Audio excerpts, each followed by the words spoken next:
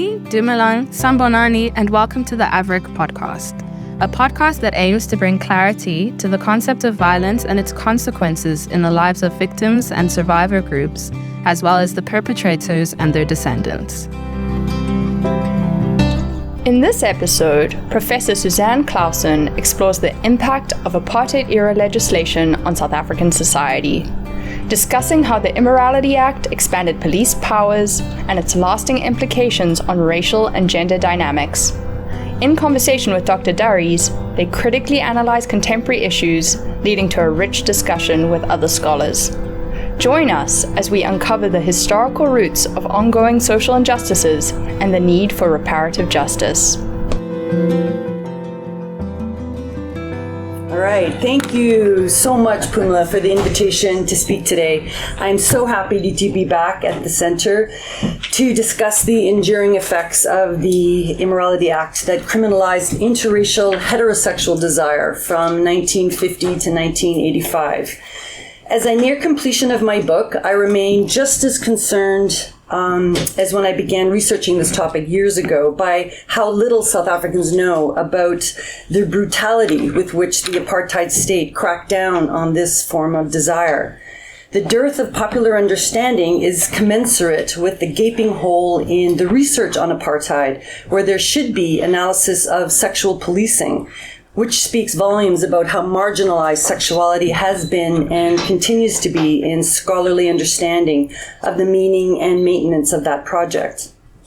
Artists, incidentally, especially novelists, have always been miles ahead of scholars in grasping the importance of sexuality to the apartheid regime and of sexual policing in the daily lives of South Africans. Given the absence of scholarship and limited popular understanding, it is therefore not surprising there is also extremely little research on the enduring legacies of the Immorality Act, by which I mean the many ways I believe South Africans are constantly faced with ongoing effects of violent policing of heterosexual desire.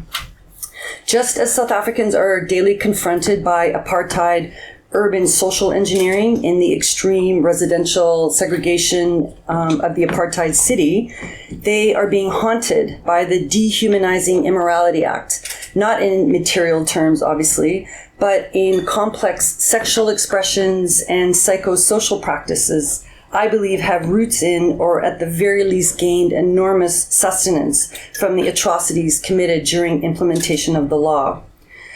The legacy is therefore not immediately apprehensible, in part because of its discarnate nature, and in part because it is so pervasive. As Anne Stoler writes, colonial pasts are, quote, so ineffably threaded through the fabric of contemporary life forms, they seem indiscernible as distinct effects, as if everywhere and nowhere at all, end quote. To me, therefore, the question is not whether this legislation and contemporary South Africa are in relationship, but rather how do we identify and make visible that relationship? And how do we convey to South Africans that the history remains present? How do we identify the durability of apartheid's dehumanizing, destructive approach to interracial sex that continues to cling to the present conditions of people's lives? I certainly don't have a clear answer to these questions. As a historian, I am attempting to counter the official, scholarly, and popular forgetting of this vicious history. As a result, therefore, I am occasionally asked to speculate on ways that it remains present. So let's start, for those who are not familiar with us, who were not here last year, with a brief explanation of the National Party's obsession with interracial heterosex. The government was elected in 1948, and within 2 years passed 2 laws criminalizing interracial heterosex, the Immorality Amendment Act 1950, and 7 years later, Section 16 of Immorality Act 1957, both of these laws dealing with sex outside of marriage. And the latter, Section 16, was repealed in 1985. And I'm going to explain the difference in the two laws, between the two laws in a moment, but to avoid cumbersome legalese, today I'm going to often refer to them interchangeably as the Immorality Act. So, as some of you know, it was the PAC government that first criminalized interracial sex outside of marriage. In 1927, they passed the original Immorality Act that prohibited sex between whites and Africans only. The law was mainly intended to, quote, mold public opinion, end quote, as the government stated at the time. As Jerry Martins has shown, the government wanted to educate the desire of poor white men who were undermining whiteness by cohabitating with African women in urban slums. However, that law was only sporadically implemented. When the National Party captured the state in 1948, the extreme nationalists at the helm of the party prioritized eradicating interracial sex. They wanted to protect the folk from perceived threats to their survival, the most pressing of which they believed was interracial intimacy between whites and blacks. And I use the term blacks here throughout my talk in the political tradition of black consciousness to refer to all people that the regime referred to in negative terms as non-white. To Afrikaner nationalists, interracial sex was corrupting the mythical blood purity of the folk and of the white race more broadly. As the Minister of Interior explained in 1950, Europeans deeply opposed the mingling of blood with non-Europeans for reasons of self-preservation. Extramarital sex with black people also undermined the folk's self-image as a morally pure, racially superior people, and undermined their self-appointed role as moral guardians and teachers of the supposedly uncivilized races. And this was dangerous because Afrikaners' vaunted moral superiority was a major justification for oppressing blacks. Hence, the first major bills the National Party tabled in Parliament were about interracial sex. Within the space of 5 weeks in 1949, the government introduced the Prohibition of Mixed Marriages Bill and the Immorality Amendment Bill. The purpose of the first bill is self-evident and was a symbolic gesture, given how minuscule a number of mixed marriages were being contracted by then, and it passed relatively quickly. The purpose of the Immorality Amendment Act was to prohibit, quote, illicit carnal intercourse, end quote, the term for vaginal intercourse, outside of marriage between whites and all blacks, meaning they extended the 1927 law to include coloreds.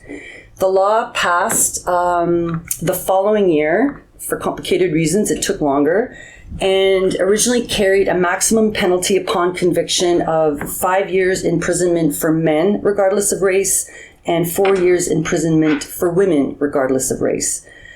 However, as National Party MP P.W. Botha explained in 1950, fully operationalizing the sex laws would require separating the races physically, and so he promised the government would quickly pass a range of additional laws to, among other things, create a system of race registration for all South Africans, mandate separate residential areas for the races, and eliminate urban slums that encouraged social contact between poor white and black people. As he said, all these measures form part of the big effort to reduce miscegenation in South Africa to a minimum. The Immorality Amendment Bill was aimed squarely at white men, while the opposition United Party argued against the bill on grounds it was impractical to legislate morality. They fully agreed with the National Party that white men were crossing the color line for sex and that doing so was, quote unquote, evil. When I discuss this with colleagues, I'm interested to note constantly, many find this counterintuitive and challenge me on this point because they assume the law was actually aimed at other groups. Many assume it was designed to protect white women from black men who settlers long imagined as dangerously hypersexual and a perpetual threat to white womanhood. But as far as I'm aware, whites in politics and civil society made absolutely no reference to the so-called Black Peril during debates about the Immorality Amendment Bill, which is interesting in and of itself.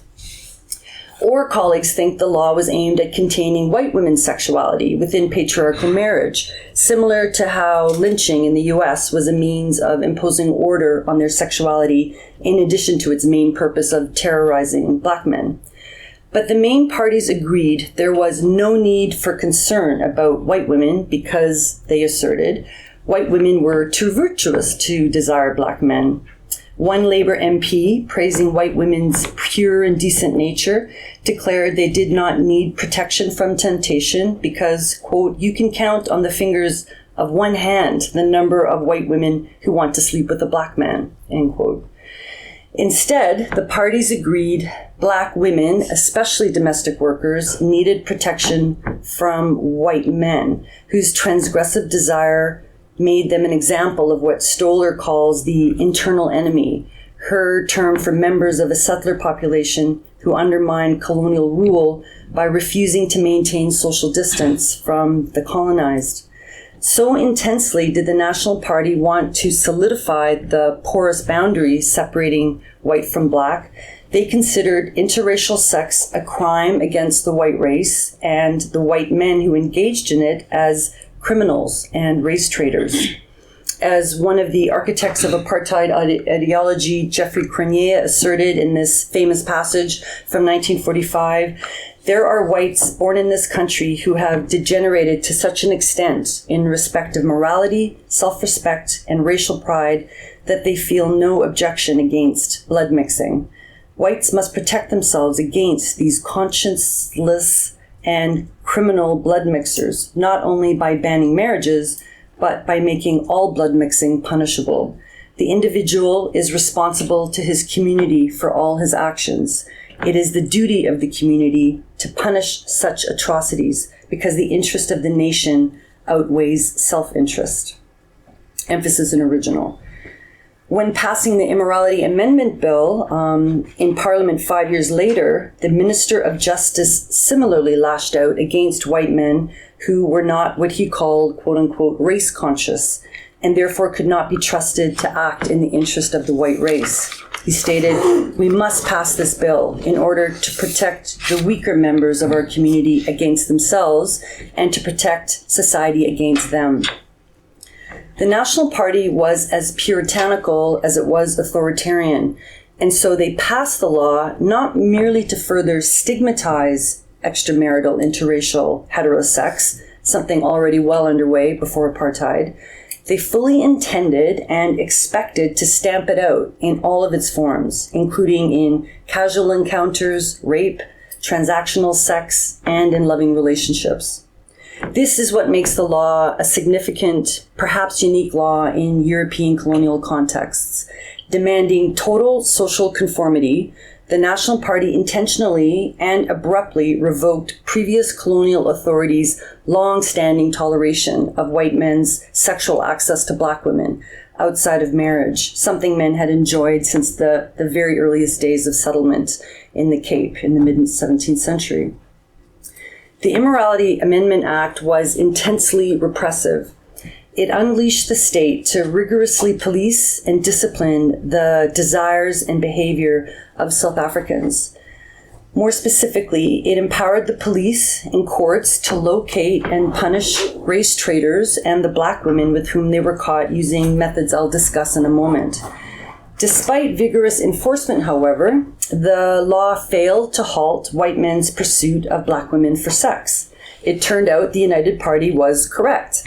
Passing a law does not instantly eradicate entrenched sexual norms, in this case, white men's deeply held sense of entitlement to sex with black women, nor could it prevent the emerging international discourses of human rights and anti-racism from infiltrating South Africa, where it was gaining hold in the culture, people's imaginations, and people's determination to love one another across the color line, in spite of possible serious repercussions. Frustrated and embarrassed, and certain that the source of men's ongoing insubordination was their knowledge that it was often impossible to prove actual vaginal intercourse had occurred, the National Party expanded the law in order to make it much easier for the courts to secure convictions. In 1957, the government provided a far broader legal definition of interracial immorality, renamed Section 16 of the Immorality Act 1957. It became illegal to even attempt to have sex across the color line.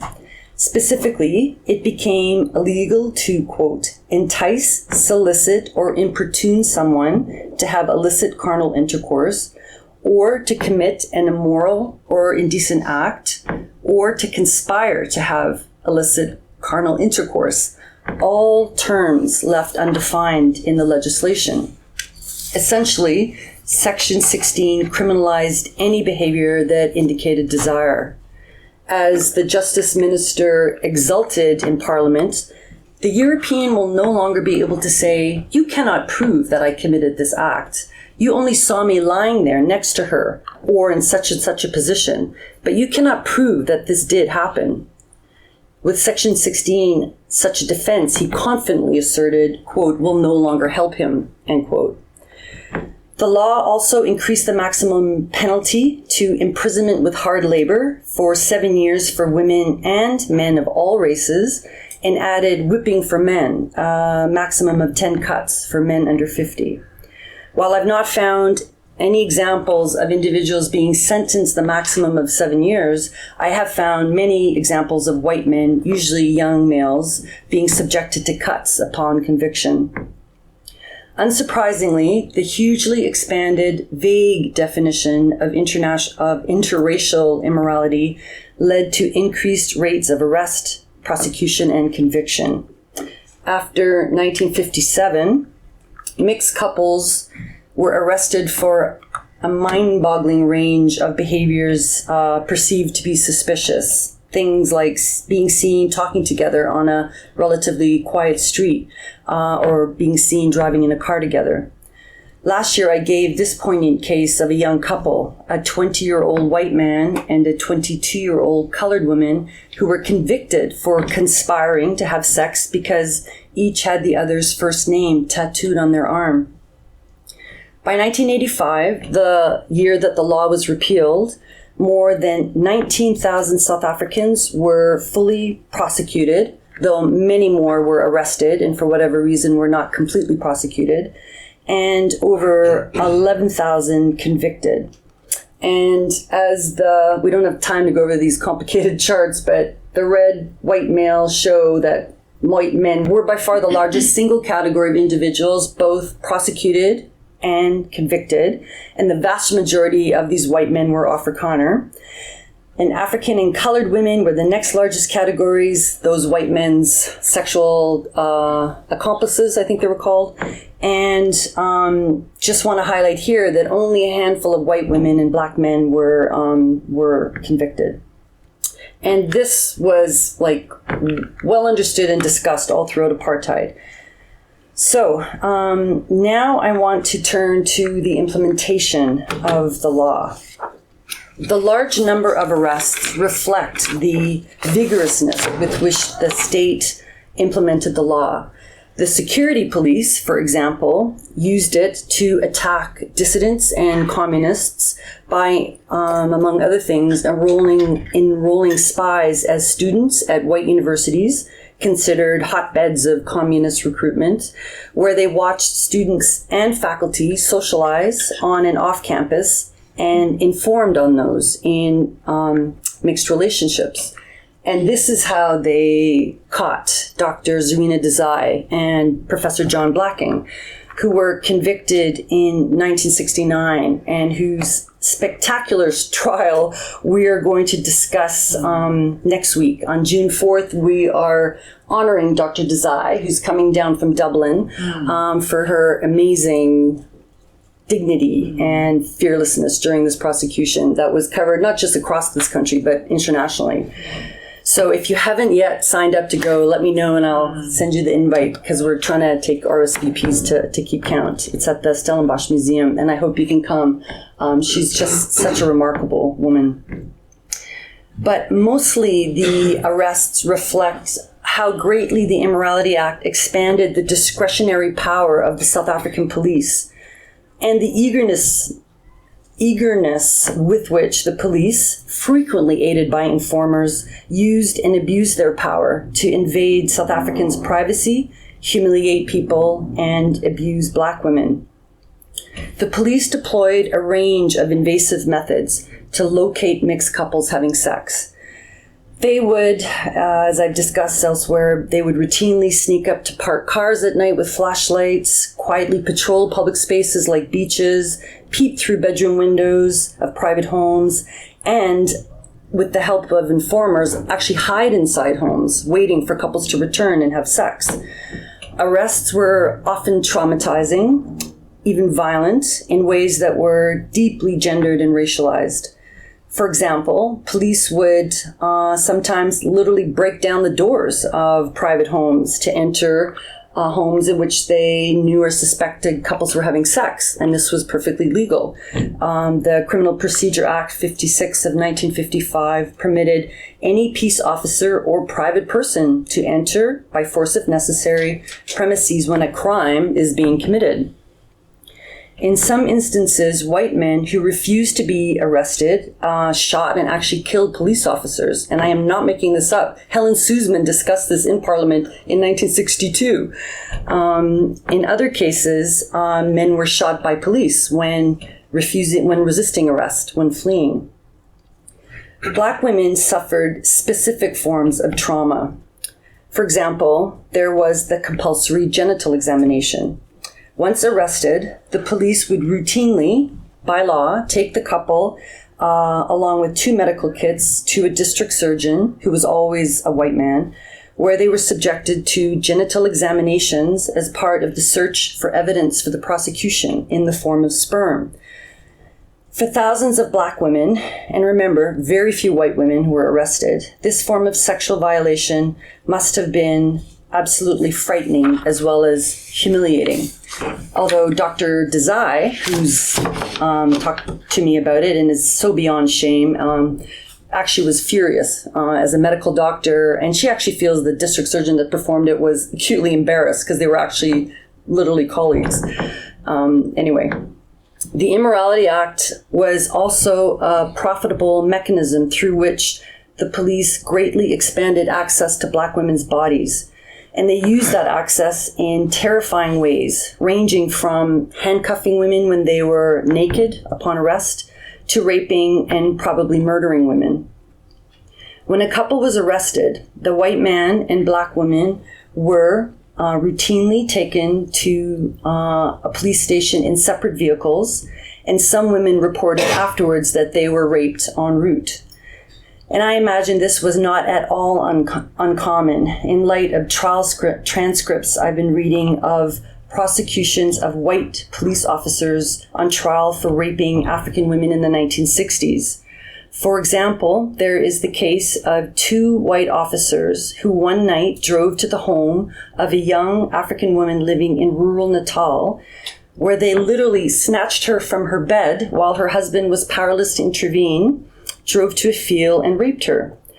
Or the case in the early 70s of 2 white officers in Pietermaritzburg who were driving a colored woman to a police station so she could file a report about a house break-in, but stopped on the way to rape her first. There are glimpses into the past that also suggest police murdered women. When Linda Naker interviewed people about dating across the color line in Durban in the 1970s, she heard this terrifying account by a man she identifies as Dave Gray. Gray recalled the night in 1976 when police officers found him with his African girlfriend on the beach and arrested them for contravening the Immorality Act. The police put the young women in the back of their vehicle and ordered Gray to follow them to the police station in his own vehicle. But to Dave, it was instantly clear that the police did not expect him to obey. Instead, he said he knew his girlfriend was in trouble. And when Naker asked what happened to her, he said, "I think she was raped and murdered. From all the stories I know about the police, I think I am safe in assuming that she was. I mean, I looked for her everywhere after that. She did not go back to work the next day or ever again. She did not even go to collect her wages. Her employer told me that I must tell her to come and pick it up when I see her. I mean, she did not have any family around there that would be looking for her, so if she disappeared like that, no one would question it. Her other friends did not know what happened to her, so what am I supposed to think? She was never seen again." How many times, I wonder, when I read stories like this, Did the police opportunistically deploy the Immorality Act over the decades to place women under arrest for breaking the law, but rather than actually process those arrests, take women away to assault and possibly kill them? And recently, I've been thinking about the relationship between this history of sexual abuse and violence connected to enforcing the Immorality Act and the rape culture in today's South African police service, the SAPS. Now, as is widely reported, so I know I'm preaching to the converted, today we know male police officers rape black women with impunity. Officers on and off duty have been accused of nearly 1,000 rapes since 2012, according to data from the Independent Police Investigative Directorate, IPID, although they and many other analysts assume that there are many more rapes that go unreported because of fear of reprisal by police or hopelessness regarding the outcome. And that hopelessness is entirely reasonable. The watchdog's data suggests that in spite of its official prioritization of rape investigations, 97% of police officers investigated are not convicted, and the vast majority are not disciplined by the SAPS and therefore remain on duty after a charge has been brought against them. In other words, the police are getting away with it. Of course, rape by police is part of the wider scourge of rape in South Africa today, as Pumla Dineo-Gikola cautions in her book, Rape, a South African Nightmare. The scourge is not a post-apartheid epidemic or manifestation of post-apartheid culture. It actually has a genealogy that can be traced back to, quote, the architecture of the slave-ordered Cape Colony, end quote, when constructions of the gender hierarchy and its violent sexualized enforcement was instrumental to the colonization of South Africa. Indeed, police sexually abusing black women likely started right when the police force was established, and their origins actually go back to the Dutch Watch, a paramilitary organization formed by settlers in the Cape Province in 1655 to protect white civilians. But I suspect that decades of routine arrests of mixed couples for contravening the Immorality Act played a distinctive role in creating the present-day culture of abuse and impunity in the SAPS. This is not mentioned by IPID and critics of police in government, who point instead to a host of other, also important, systematic reasons for the culture of impunity when it comes to rape, including the backlog in forensic reporting, weak internal mechanisms to deal with discipline, and weak external oversight bodies. Historians of policing during apartheid, too, have neglected rape and the enforcement of the Immorality Act more broadly. Studies analyze the ways the police patrolled spatial boundaries separating white and black residential zones, brutalized black people who challenged white supremacist law, and suppressed workers who revolted against harsh working conditions. None places gender or sexuality at the center of analysis. But as I've indicated, when we ask about police enforcement of the Immorality Act, new forms of police violence come into view. During apartheid, sexual abuse of black women went unpunished, which nurtured a culture of impunity in the force. And inevitably, officers became extremely confident in their ability to evade accountability. Take, for example, the case of an officer who in 1974 abused a black teenage girl forced into the back seat of a police car in Pretoria. When she asked him, quote, "Who do you think you are that you can do this to me?" He replied, quote, "I am a policeman and I can do what I like," end quote. And he was right, and that attitude persists.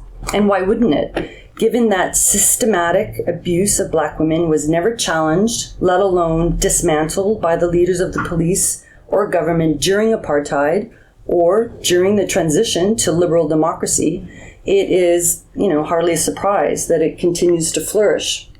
Just 15 minutes of searching online brought into view these and other stories from just the past year of arrests and prosecutions of police officers who were accused of crimes, some of which are eerily similar to reports that I've been reading about that were produced during apartheid.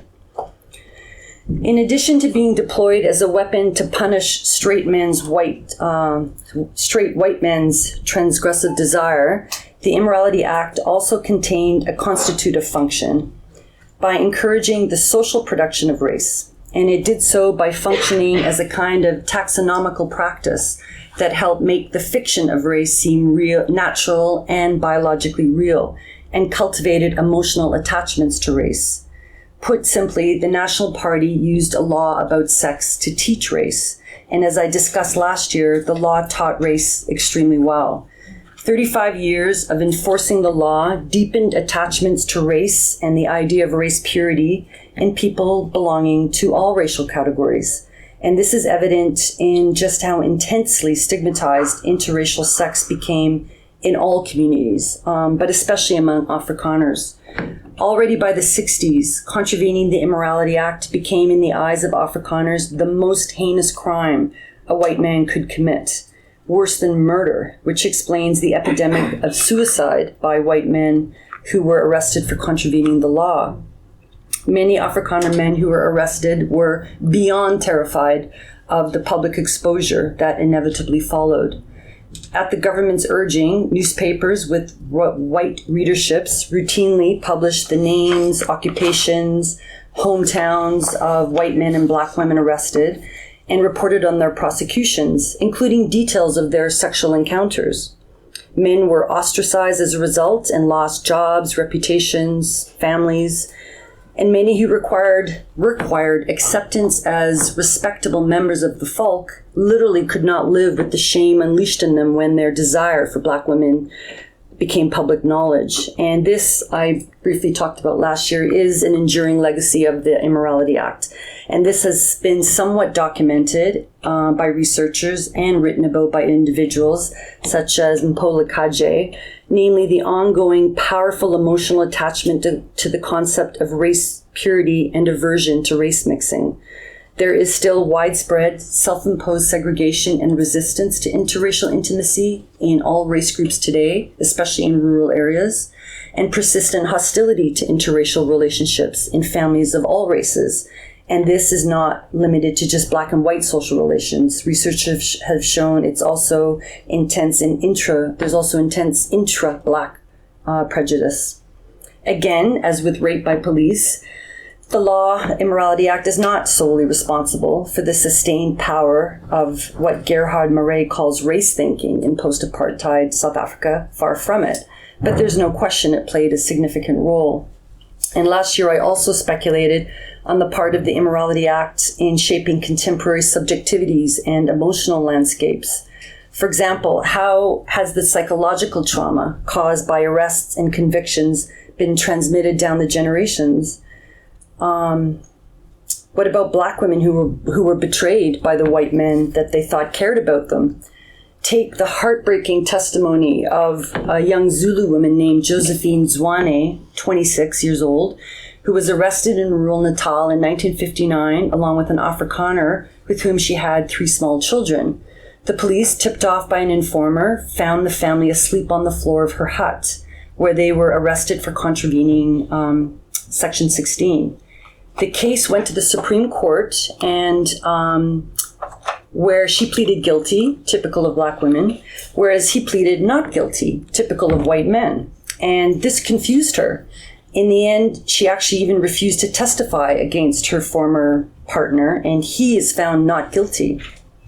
In the exchange between the woman and Judge Milne, we see her striving to understand what is happening, and the judge's total lack of compassion. I don't have time to read the whole text, but he asked her, do you have any questions about, you're about to be sentenced? And she keeps asking things like, how can he plead not guilty? Does he deny that we're in love? And he says, it is not for you to ask me questions.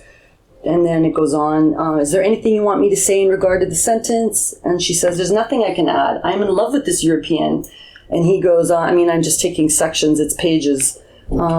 She says, I've already got 3 children by Mr. Stridham. I don't know what I should do with this child. She was holding a baby. I have no guardian, no mother. I'm relying on Mr. Stridham for the support of this child. And he goes, the judge, I am speaking about the sentence I'm about to pass on you. And she just says, if all I ask is, please make provision for my children if I go to prison. And then he says, is there anything else you wish to say? And she says, I also ask that if Mr. Stridham does not want me anymore, if he is no longer in love with me, to tell me so. And the judge says, I'm asking you to address me on the sentence, not indirectly somebody else. And he berates her and berates her. And in the end, she says, I have nothing further.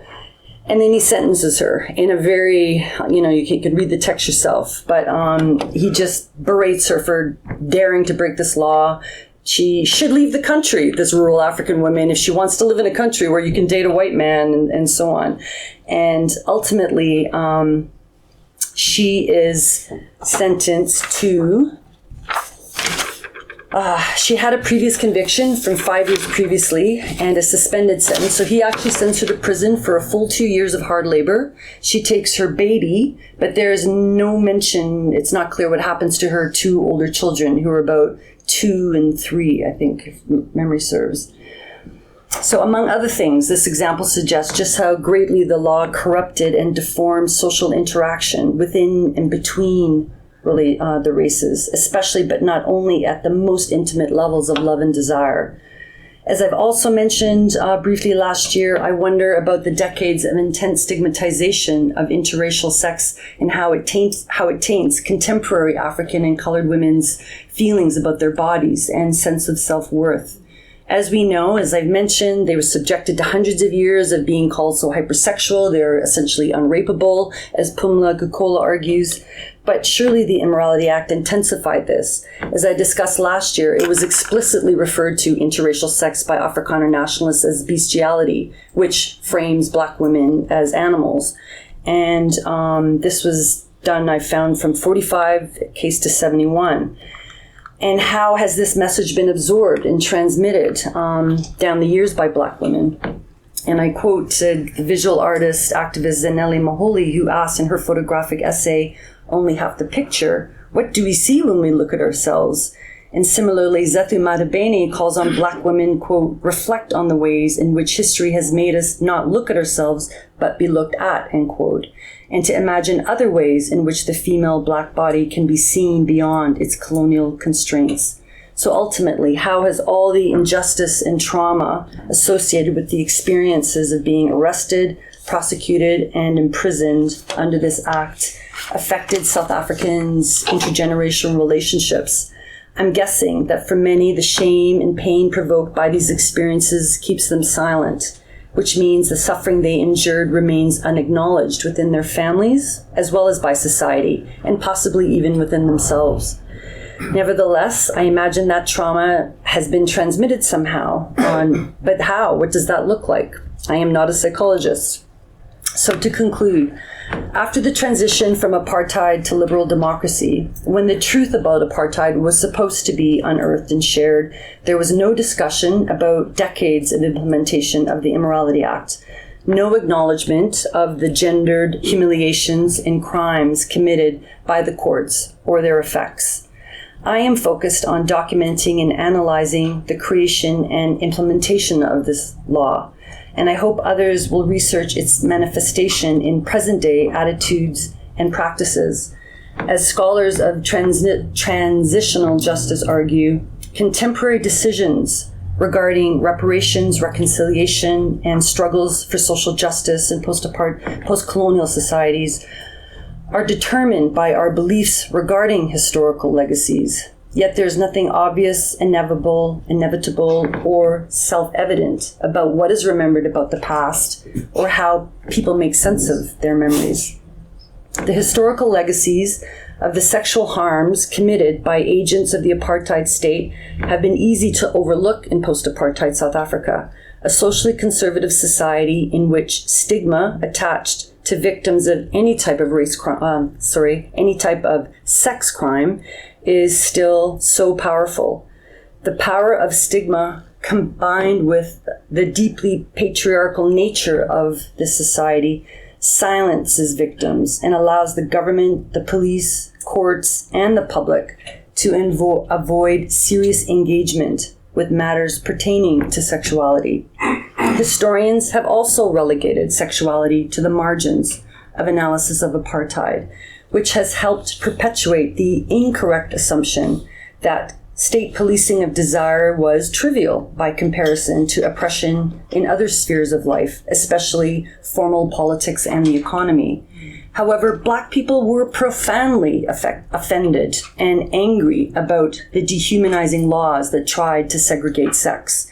The National Party well understood how intensely Black people hated sexual policing, which helps to explain why the first major apartheid laws to be eliminated were the sex laws.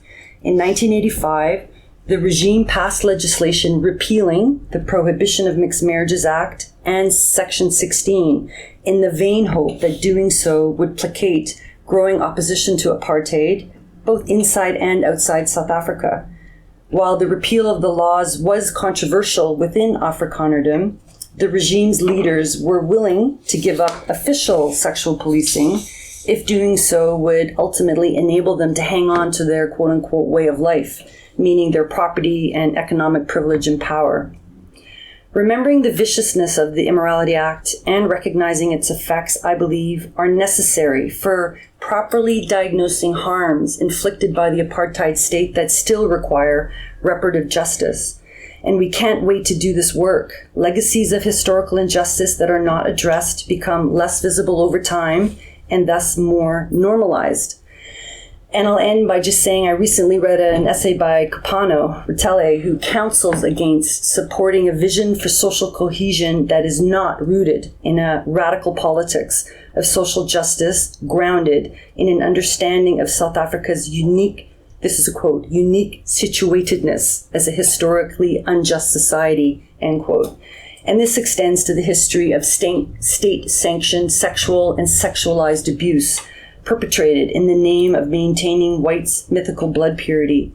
We need to take seriously the profoundly dehumanizing history of sexual policing during apartheid and include in a program for reconciliation steps for addressing its grotesque consequences impacting South Africans' lives today.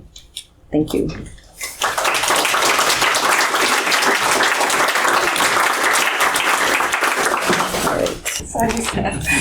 Thank you so much for this talk. I think it's incredibly pertinent considering the type of literature that's coming out, especially this year. Neil Lewis's book on ordinary whites just came out. I haven't seen it yet, but yeah. This history of social accommodation. So particularly this turn towards not just focusing on grand apartheid, but also those granular interpersonal invasions of apartheid. I think that is what makes this work so important, is because a lot of scholars is turning toward that granular focus. So I have many questions, but I know we have a set amount of time. So I do know that there's questions in the room, but I think I want to open up with your initial discussion surrounding desire and behavior, because quite recently on the news, there was this whole discussion about the abolition of the Immorality Act, but particularly focusing on the Mixed Marriage Act. The abolition of the Mixed Marriage Act and not focusing that much on the Immorality Act. And this read to me as being, firstly, a hangover of the apartheid state, especially surrounding how religious the state itself was. So when you speak about desire itself being criminalized, when you speak about the conspiring to have sex being criminalized, I think that is something that should be expanded upon, and I actually would like to know your thoughts about that, because it wasn't just the behavior. Exactly, yeah. It was even before the suspicion of the behavior. So that expands so far beyond just the bodily act. It's embedded in the way you see the world, your schema, how you go about people, not speaking to people in the wrong people in the wrong place of town. So can you speak to that? Because I think that was very, very gripping. It's so important. And this is something J.M. Coetzee wrote about quite briefly but powerfully years ago, and I'm surprised hasn't been run with ever since. But he says it's the invisible chapter of the history of apartheid, and that's the history of desire across the color line. And for me, I think it's all bound up in the Afrikaner nationalists' complete and total denial of their history of desire. You've got this obsession with race purity on the part of this group that have just invented the folk, and the folk are supposed to be, quote unquote, blood pure white descendants of the original Dutch, blah, blah, blah. And it was laughed at in Parliament by members of other parties who were naming famous Afrikaner families from the 19th century, rich men around here who had, colored wives, and truckers during the Great Trek that took wives who were women of color and so on. And you really see how the ideologues can't process that. Some even walk out of Parliament saying, I have a quote of this in one of my articles, denouncing the quote-unquote vile insinuations of a statement like that. They're literally in denial, not just of the public, but to themselves, I think, that they have a long history of race mixing, which implies desire.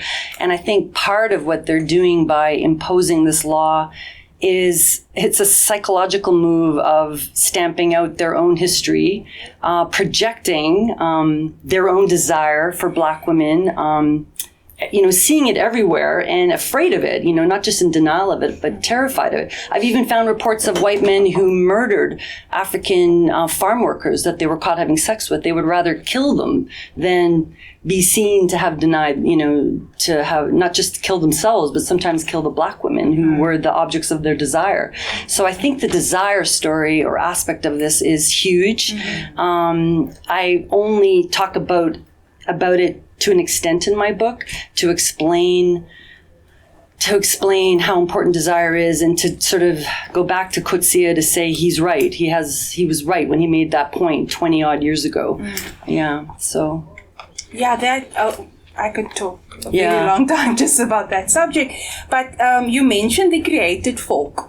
And I think that sets off a lot of ideas surrounding the centrality of the volksmoeder, because I was actually waiting for you to name drop the volksmoeder. I did last year, though. You did last year? I don't want to do a repeat of greatest hits, right? But I mean, the volksmoeders were really the number one informers, I'm sure, or right up there. So just a translation, mother of the nation. Right. So white women being depicted as the mother of the nation. So many scholars have argued that gender identity did not exist in the same way for Afrikaner men as it did for Afrikaner women. So, for instance, if you think about the 1914 rebellion and the pushback against what was, and it was largely a class dispute more than anything else, but for the white woman, the centrality of culture, the very transmission of culture was embedded in the bodies of white women.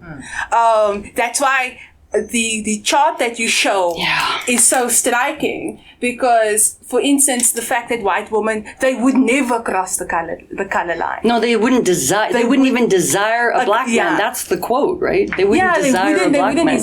They're truly white. They're so virtuous. So them holding this culture in their bodies, transmitting it not only through, for instance, language. It makes me think now that Afrikaans is celebrating its centenary next year. How centrality language is in transmission, but also holding that. So that also makes me think about the Jeffrey Cronje quote, where he speaks about biological softening.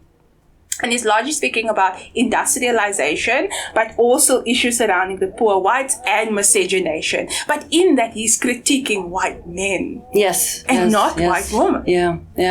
So, I would like to. Okay, so I also have a lot of thoughts on this, purely speculation again, but why were so few white women arrested? And I think it's down to one of two things, or both. I think Afrikanerdom was so patriarchal that I think white women were seriously policed. Their sexuality was seriously policed and contained within patriarchal marriage. And therefore, I think white women actually had a far tougher time actually committing this crime of desiring and acting on desire for Black men. But I also wonder about white women that just totally took advantage of that assumption and exploited it to get away with it. So I'm just guessing there's books out there to be written about white women that had sexual dalliances, experiences, perhaps relationships, with Black men that we still don't know enough about as historically. But I think this also helps to explain why so many Afrikaner women informed on white Afrikaner men who were cheating, having sex outside marriage. I think last year I showed the story of the woman who literally thrashed the man under the bed. Yeah, who found a white man under the bed of her domestic worker and ordered someone to call the police and then bring her a belt. And while waiting for the police, she whipped him basically under the bed. That's just one example of just the vigorousness with which Afrikaner women would find, report, and happily turn in, but also sometimes physically punish Afrikaner men they caught, which I think is partly acting. What is that? Is that performing the role of guardians of the culture and the folk, literally? Like, is that what they're doing out of moral outrage, or are they punching up? Are they using this law to kind of lash out in the name of being a folksmedder against the men that are oppressing them? I mean, I don't know. It's all speculation, but the folksmudder were definitely very prominent informers. And I think I also told about the story last year of the woman who set up an old guy from the Dutch Reformed Church who had assaulted her domestic worker.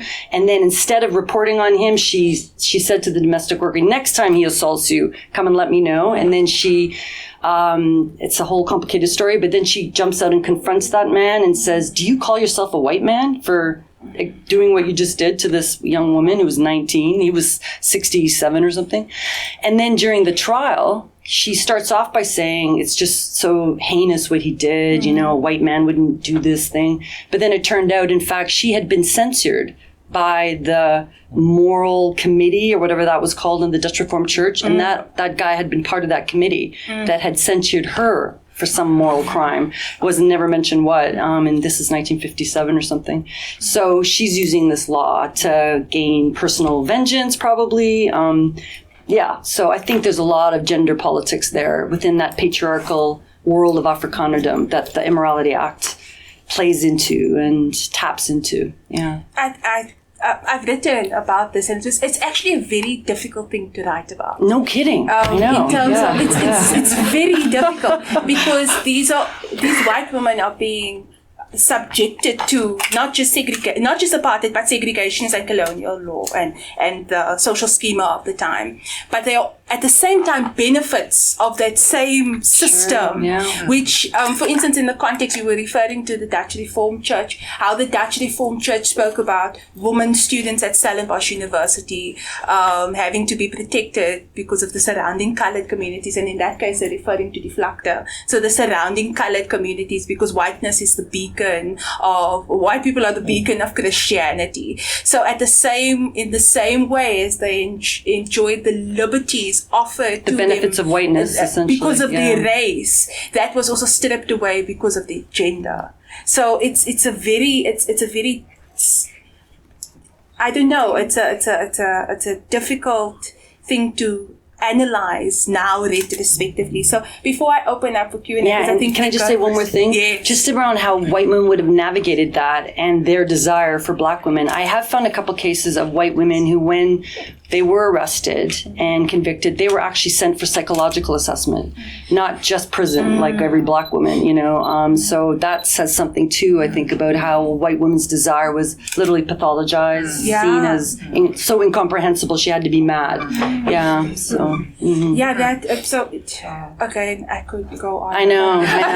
It's so rich. We need another 40 books. We do. Yeah. So as I open up for Q&A, I think one of the new additions to this talk, because it's such an incredible addition to the previous conversation, was your conversation surrounding the disposability of black women's bodies. Yeah, I know. And how that has been inherited through our policing system, starting from colonialism to the present. And there the work of Pumakula is incredibly pertinent. Totally. Beyond the text that you quoted, also Female Fear Factory, how central these ideas are, and that we cannot analyze our current situation within its time. It's not a new dispensation issue. It's been inherited through the apartheid system and before. So before I occupy all the time, let me open for Q&A. Yes. Oh, hi. Yesterday. Close. Right. Yes. It was a wonderful talk. Two things. One of the slides that I saw, which was a newspaper clip, I read through that, and so the one reporting on Gert Oosthuizen, the way it reported was saying somebody has become another victim of the Immorality Act. Yes. And the reported on him quite sympathetically. Oh, yes. So yes. were there sectors of society, community at the time that actually kind of opposed the Immorality Act? Sectors also of the white community. Definitely. That's the one thing. Okay. And the other thing, as a Namibian, when I grew up, Namibia was a part of South Africa. And do you know anything about how the Immorality Act was implemented there, if it was implemented? What I certainly remember from the time that I was young and went to school is that mixed race couples they existed, but they were strongly socially ostracized at the time. Okay, two things. Great. Yes, there was a lot of white sympathy for the white men that were essentially forced to kill themselves because of being caught. And the church, even by, I want to say, even by the early 1960s, so 10 years basically after the laws initially passed, you start to see segments of the Dutch Reformed Church come out against the law, or at the very least begs the government to stop publishing the names because it's so obvious why these men are killing themselves because of the shame. You see Afrikaners and from the more liberal newspapers that are against the law. You see basically a chorus of criticism of the law by sections of the Afrikaner population, as well as all liberal whites who use this law as another reason to look down their noses at Afrikaners as just this backward Puritan and blah, blah, blah, that whole English Afrikaner inter-ethnic race prejudice kind of going on. And I actually argue in the one article I have published, and I want to argue this in the book that I'm finishing, that this is also another reason why the Immorality Act, it's a reason why the state basically stops really rigorously enforcing the law after 71. There's the Excelsior case, which I'm sure everybody here knows about, the big scandal of 71 when 9 Afrikaner men in this Excelsior, this teeny little town in the Free State, are arrested with 11 African women from the townships. They're collectively caught and arrested, and so on. And the world shows up to watch this trial. The BBC shows up and actually sets up some kind of antenna so they can project, whatever television they can at the time, because it's such an act of hypocrisy. Because National Party members were among those arrested, and after that scandal, the Minister of Justice, Pelser, calls in the 4 attorneys general and says, you must no longer just randomly and mindlessly apply the law. You must have all the attorneys general approve now of every case before it goes ahead. So you start to see the numbers drop after 71 in terms of convictions. But I also believe the Excelsior case kind of gives the government an excuse to do that because there's such blowback by the 70s around the suicides and what the law is doing to the white family. You see, what happens is when a man kills himself or is arrested, the stigma in Afrikanerdom is so extreme. Women lose their breadwinner because women aren't allowed to work basically, right? So men are the breadwinner. And sometimes I've found women who divorce their husbands because of the stigma attached to him actually extends to the children. And even the suicide doesn't wash the stigma off the children, actually. You see kids dropping out of school because of how they're tortured by white kids in school because of what their fathers did. They desired a black woman. It's so heinous. So it's so destructive to the white family that you start to see the churches come out against the act. So there's a lot of opposition to it within white society. Definitely all English Afrikaners, I'm going to blankly say, we're opposed to the law. But this is really a battle within Afrikanerdom, right? Passing that law, maintaining that law, and finally repealing it.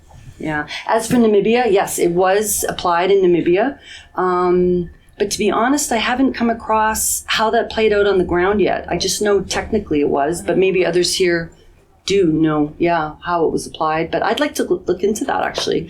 Yeah.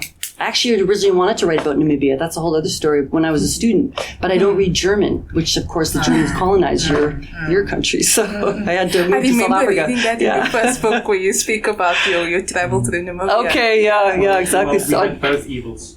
Yes. Yeah, but I don't read Afrikaans or German, so. So we have two questions. We have Sophia and then Prof Pumla. And then we have a question in the back. After you. Are we? Sure, yeah. Yeah, you can go. Okay, thanks. Thanks so much for that talk. And I was really struck by the moment where you talked about how law kind of about sex taught people to understand themselves racially. And I know maybe based on the other questions, I don't want to ask you to speculate too much, but maybe just a little bit, about sort of, as you gestured towards the afterlives of that, and kind of thinking about, you brought up that slide with an interracial couple and child. And what is your research and your own thinking kind of led you to thinking about contemporary South African society? Do you think that, I mean, you mentioned kind of a reading of a very conservative society where sexuality is still quite stigmatized, sexual trauma, sexual crime, sort of you're seeing the afterlife of that and the impacts of that.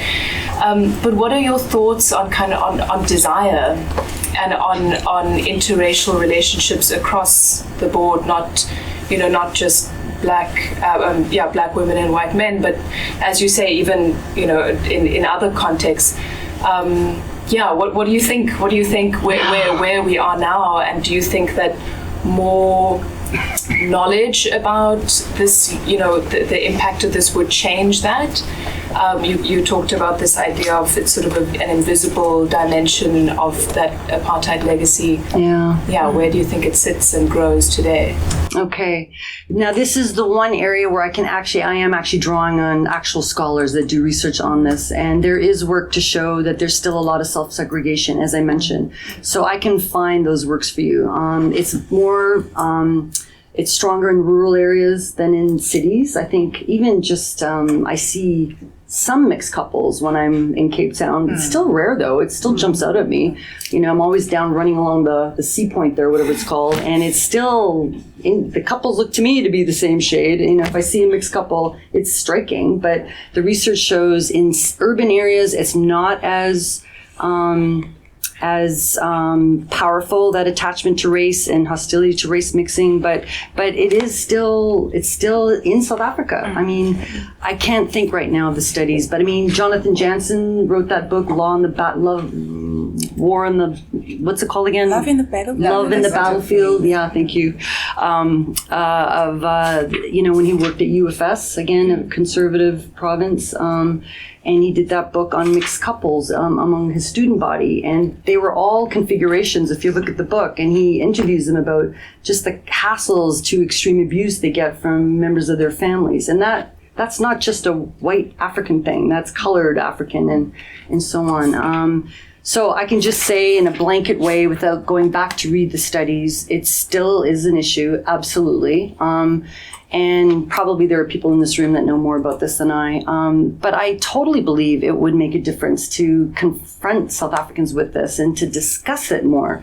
I mean, I have to believe history matters, It's not just for the sake of, time traveling. Ooh, that happened in 1952, It's about using the past to change the present. And I think if we had a traveling roadshow to talk about these very issues that are so taboo, they're so personal. And when I talk about sex and stigma, I mean, we all know South Africa is a very Christian culture. I think 80% of South Africa is technically Christian and conservative. I mean, my main area of work is actually abortion. So I see this all the time in abortion area, just the moral judgment that goes with wanting to control your sexual reproductive body if you're a woman, So that crosses over to me to all matters dealing with sex. It's so, stigmatized. It's so, So I'm rambling, but yes, it would. I really have to believe it would matter if we could if we could bring the history to the fore. And I mean, I always start crying when I think about the worst of these stories I read about. They're just so awful what happened to people, especially women, Black women I'm talking about. And I just feel like there's a whole history of like war crimes. We almost need a commission, like with Nuremberg, to like what happened to that young woman? She was 26. She went to jail for a whole 2 years with the baby, which was standard. The judge, I didn't even show you that part. The judge brings in a court official to say what happens to babies when a woman goes to prison, and the guy says, oh, they just take them with them. But there's no mention of what happens to the 2-year-olds. I mean, what did happen to the 2-year-old? And I talked last year about all the torn up mixed families with the residential, with the Group Areas Act being imposed. So you didn't just have destruction of the white family with the man's suicide. You didn't just have the loss of the breadwinner when the Black woman was sent to prison, because all those domestic workers were the breadwinners of those families mainly. What about the loving mixed couples that got informed on? And there's couples we know that were together 20 years and they get informed on, and they had children. What happened to those children? I found cases of both parents being sent to prison. Hopefully they had extended family that took them in, but I have been unable to find that out in many cases. So there's just got to be a whole litany of war crimes that need exposing. Yeah. So that do need exposing. Yeah. we have two standing questions. We have Papula and Clay. Yeah. And Kopano. And Kopano. Ah. Thank you so much for riveting, to both of you, the conversation about these issues. History matters, as you point out. And I know that you don't want to venture into other forays, but actually you are evoking all of that, because part of the reason we bring this conversation here is precisely to sort of, look into all these layers. What are all these layers that you are provoking for us to think about? And so one of those layers is this desire, this issue of desire. This is coming up a lot, yes. It's coming up a lot, and it's coming up a lot for a reason. And my reason is this idea of self-policing of desire, and how that is sometimes, so often, in psychology, we have a term called reaction formation, which is to say that it's projecting outside what you feel in a negative way, so that the volksmoeders, volksvrouwen, who are policing, sometimes it's actually hiding behind that projected engagement with the external world, that is hiding their own desire for blackness, for connection with blackness. That's the first thing. The other issue is how that issue of the policing of the desire becomes so deeply internalized, to the extent that it plays out. Again, you ask the question, how is this passed on? How do you understand the transgenerational endurance of these kinds of attitudes? They are internalized, and because it is a desire that is not articulated, it is hidden. It remains hidden. And as we understand these notions of transgenerationality, what is inarticulated and what is unsaid and hidden is passed on in its hidden form. And so I wonder, and this is my question to both of you, and I wonder how we might deepen our understanding of this history as a way of understanding the construction of these internal worlds. What came to mind when we were talking is a clip from Leicester, from the video Leicester, how they are here at the university, the young men never experienced apartheid.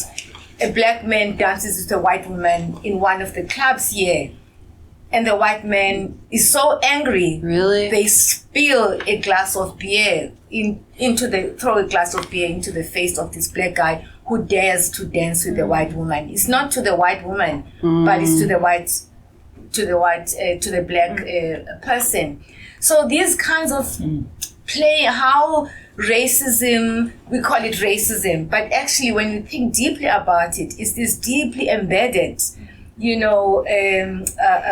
self-policing that is a self-policing of desire on the one hand, but also the embeddedness of the thou shalt not, that is so deep and at a very deeply unconscious level that then when it is encountered in the presence, it plays out in these violent ways, because sometimes this is why racism is so violent, so often violent. So I wonder, this connection again between history,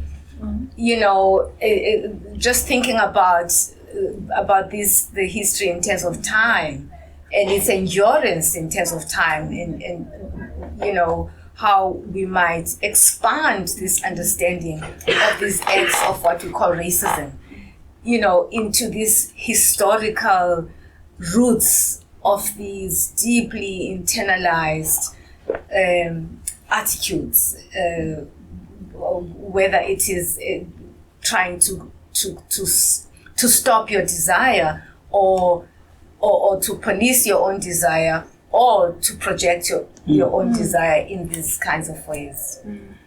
And now, over to you. I'm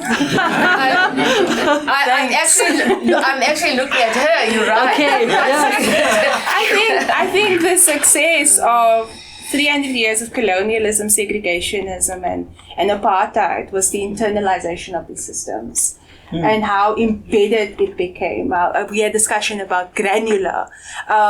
For instance, when we come into Stellenbosch, like we've had now various incidences of what we would call racism. So the Teens de Tooi case, the Teens de Tooi case, recently Volgenhof. At other Afrikaans medium universities, we had the rights incident where white students exploited black workers and made them compete and do all vile things.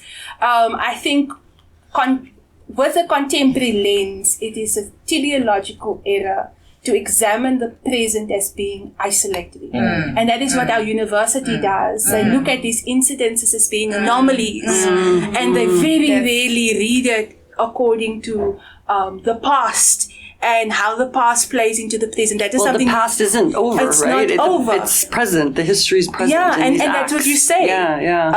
It's how we relive it, and when we relive it, it might look different. But I don't know. As being a person of color in Stellenbosch, it feels the same. The weight of it feels the same, and I think that is because these heinous acts becomes implicit, we assume that there has been transformation. I think in a place like Stellenbosch, we haven't reached the point of transformation. It has changed. This place has changed significantly. My presence here is evidence of change, but it doesn't mean we've reached the point of transformation, because very rarely do we look at these incidences as being embedded in institutional cultures. And I think that requires a lot more work than repealing a law in 1985. So why would you say that this law was removed in 1980? Next year it will be 40 years. I think it's 40 years. This year we're having 30 years of democracy, and South Africa has had this very difficulty with facing and reckoning with its past fully. And like when you call these war crimes to South Africans, this is, how can you call this a war crime? I know. Because we have never seen it as a war crime. We don't discuss how we reached our democracy through negotiation, and it wasn't fully just democracy. So I think it's very difficult for South Africans to reckon with its past. And I think even here at a place like Stellenbosch, it is a very interesting place to think from for how central Stellenbosch University has been in the making of these laws. Right, yes. And in the implementation of these laws. The religious school here, right, was really cultivated a lot of this. Every prime minister, apart from one, was trained at this university. That's right, I forgot, Bantu education was developed in our Volkerkunde department. It comes from here. So I don't have an answer. Kate, I see the time, but the conversation is hot.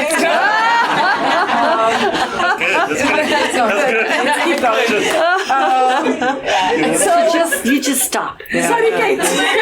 I'm going to have to answer to Susan. Kate afterwards. So I think, and especially as historians, it is very hard for us to give a recommendation to the present, or because we think of change over time. And sometimes we reckon with these very horrific cases, and it's so hard for us to divorce the current rate of sexual violence against particularly Black women and then to read it in history.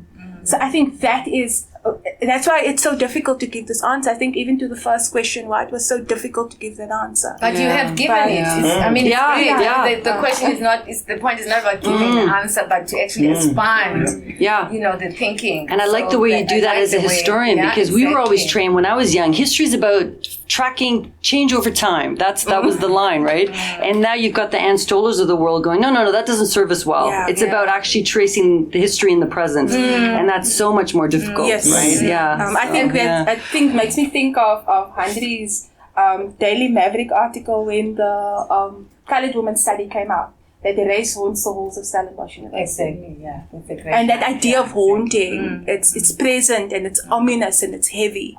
So I think I'm drawn to I'm coming out of the school that that followed Ann Stoler. So I see that a lot in my training. But yeah, I think that. And Anel also, just one last Cesar. The interdisciplinary lens also then actually this idea of how history haunts the halls of Stellenbosch. You need other disciplines to actually unravel all of that haunting. So, who are you? They're looking at you. Are you She's the one quoted. and you're a sociologist? Yes. Okay. Anthropologist. Okay. Last year I said it was Capano's job as a psychologist to help map the... But historians have claimed... we've claimed... Okay. So we have two pending questions. My name's Claire. I'm in the sociology department. Where it seemed that you were saying that not much is known about this, or not much is written, not a lot of academic literature. And so my question relates to, as a historian, what are the other kinds of knowing beyond that which is written? As someone who is mixed race, whose parents got married during apartheid, and going to a school where actually in my class in grade 1, 3 of my friends had mixed race parents. And the person I married, who's colored, within that family alone, from the mother's side and the father's side, there are people who passed as white. I have in my family people who ended up in Zambia, in Zimbabwe, because of the racial laws there. So the question becomes, how can you maybe think about tapping into the knowing, the conversations that are happening at people's dinner tables and the experiences of people maybe it's not published or it's not written, but for that, to look at who are the mixed race children who are actually a product of that defiance, and what was clearly happening under apartheid, if people even remained here, because I think a lot of people went into people with money could very often left. And I think I did talk a little bit about that last year. White men with money often it's usually white men and a woman of color, and would leave England, Germany, Belgium. I found all kinds of countries. Tanzania, couples that fled would end up in Dar often. But that, many people couldn't leave and didn't want to leave. But at the very beginning, I did mention that art is the way to get back to what South Africa was really like to live here. There's so much amazing work, everything from Athol Fugard's play, of course. Sorry, are you? So I was. Did I interrupt you? I'm sorry. Yeah. So that was, I suppose. So I missed it that you are tapping into those other. My question also relates to the kind of miscegenation laws seen in other parts of America, where there were similar kinds of policing on interracial marriage and relations and things. So why do you think in this context there's a particular kind of continuation versus how things play out in other jurisdictions, like in Australia or Canada? Of course, the texture of the laws differs, but why the direct sort of continuity into the present in South Africa? People with money, people who could, very often left. And I think I did talk a little bit about that last year. White men with money often it's usually white men and a woman of color, and would leave England, Germany, Belgium. I found all kinds of countries. Tanzania, couples that fled would end up in Dar often. But that, many people couldn't leave and didn't want to leave. But at the very beginning, I did mention that art is the way to get back to what South Africa was really like to live here. There's so much amazing work, everything from Athol Fugard's play, of course. Sorry, are you? Oh, did I interrupt you? I'm sorry. Yeah. So that was, I suppose, I missed it that you are tapping into this other thing.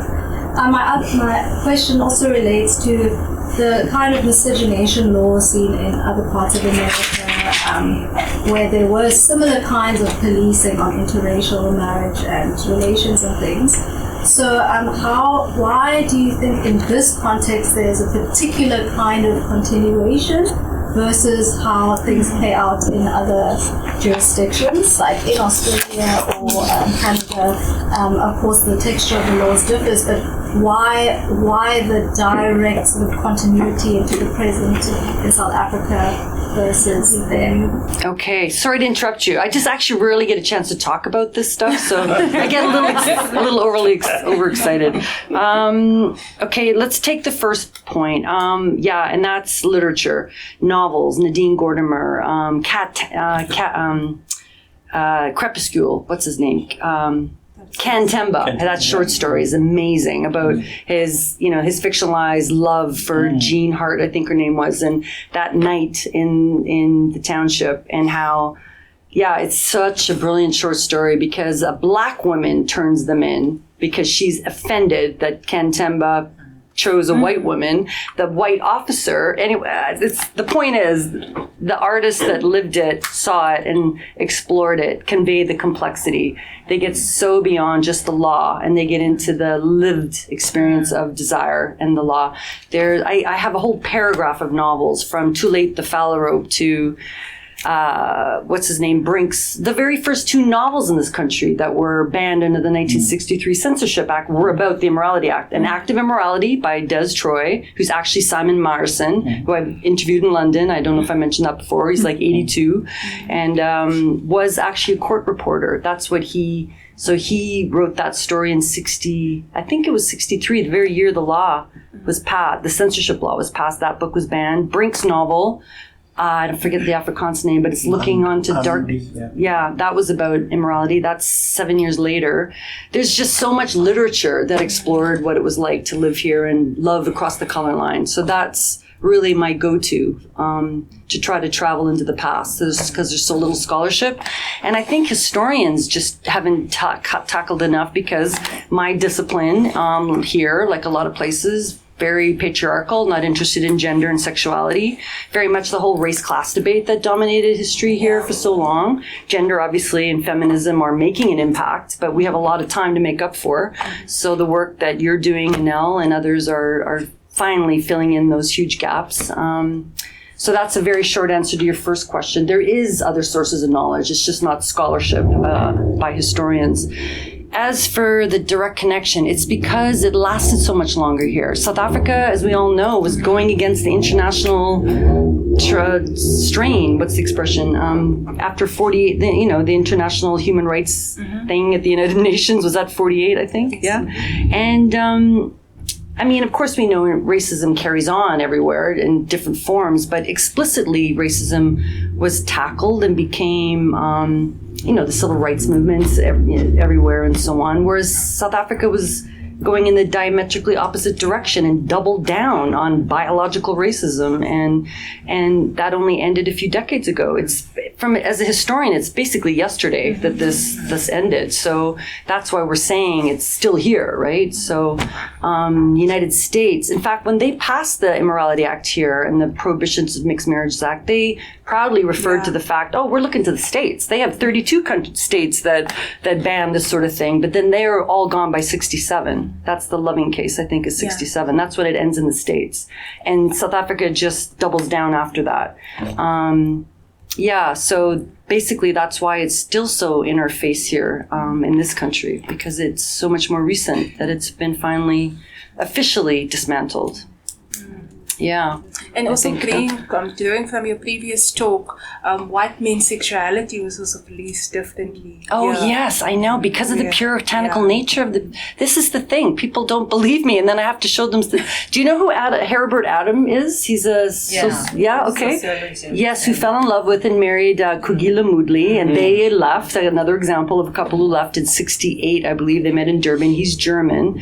And she's written an autobiography that I'm citing about what happened to her when the security police found out that she was with him. They tried to keep it secret, but of course you couldn't, because she was teaching at the colored university, the Indian whatever in Westville. That one, there were so many when it was segregated, they were flooded with security police and amongst the staff. So they knew right away. And she was getting... She ultimately lost her job, but was getting phone calls with sexual racist abuse and basically hounded them out of the country, I think, in 1968. And they're still together. I mean, but the point of my story is I contacted them and I mentioned something about the Immorality Act and how many people were arrested and how damaging it was. And he said, I Googled your talk at STIAS. he said, I think you're really exaggerating what happened, and he actually lived here in the 60s, and he's accusing me of kind of inflating what happened. And I'm like, and then I sent him my actual article from the AHR, right? Yeah, that's right. They went to Vancouver. They ended up in Vancouver. That's so funny, but yeah, it's like, no, I'm not making this up. Here's the statistics. And, it's hard to believe, I think, for people that's why I said I'm so shocked at how little people knew just how brutal it was. Even some people who lived here for a while can't quite seem to get their head around it. That I don't understand. Yeah, so maybe the more of us that write about it can help normalize the actual history, that we're not making this up. Thank you for listening to this podcast. For more, you can check out our website.